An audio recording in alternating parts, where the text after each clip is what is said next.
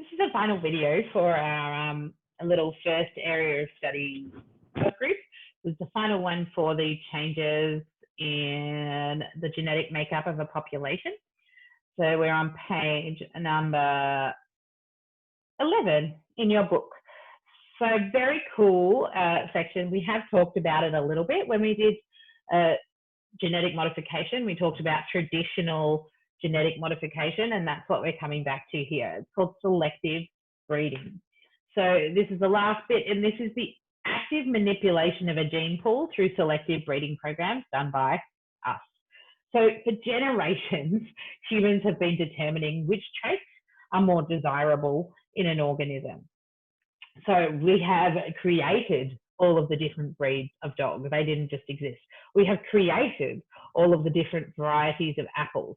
We've done it without needing to change the DNA at a cellular level, but we've done it by selecting our desired characteristics and only allowing them to breed.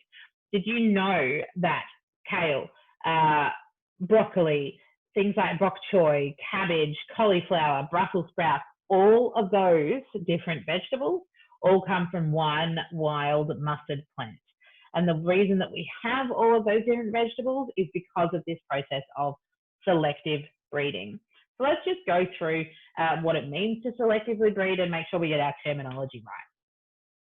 So essentially humans, actually I'm going to write this down on a different page. I'm going to say humans choose their desired characteristic. So it might be that you wanted something that looked like a cauliflower, yes, and this is the key word here, we only allow those to breed,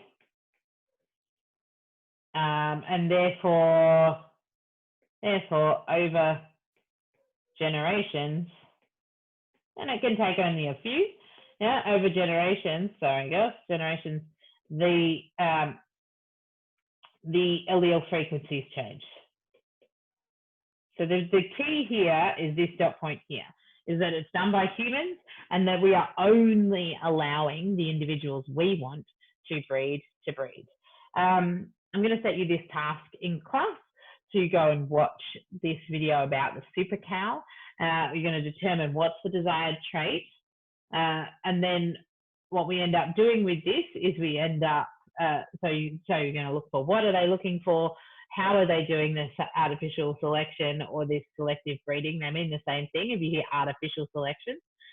What are the steps that they've done, which is this here, to determine the desired trait, interbreed the parents, select the offspring with the best form and only interbreed those. So I'm going to put this in here, is that we're going to only interbreed those offspring, and we're going to continue until the population reliably produces that trait. So this is what we do to meet the super cow is here. The last one I'm going to show you here is this is what we have done to corn. This is what corn looks like naturally, and this is what corn looks like today. And this is the process of selective breeding has allowed us to get there. So what I would like you to do as well is we've got page 12 and we'll do this activity in class. What are the problems that are associated with selective breeding? So think about it. What is the thing that drives natural selection? What is the very first dot point? I'm hoping we're thinking things like variation. So what is this selective breeding going to do with that?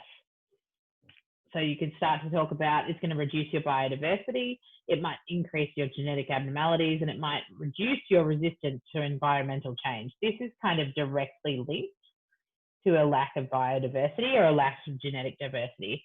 And the last little bit that I'm going to say here, and I'm going to watch this in class with you, is there's a little video from Adam Ruins Everything about some of the implications of selective breeding that we as humans have forced upon some of our favorite furry friends.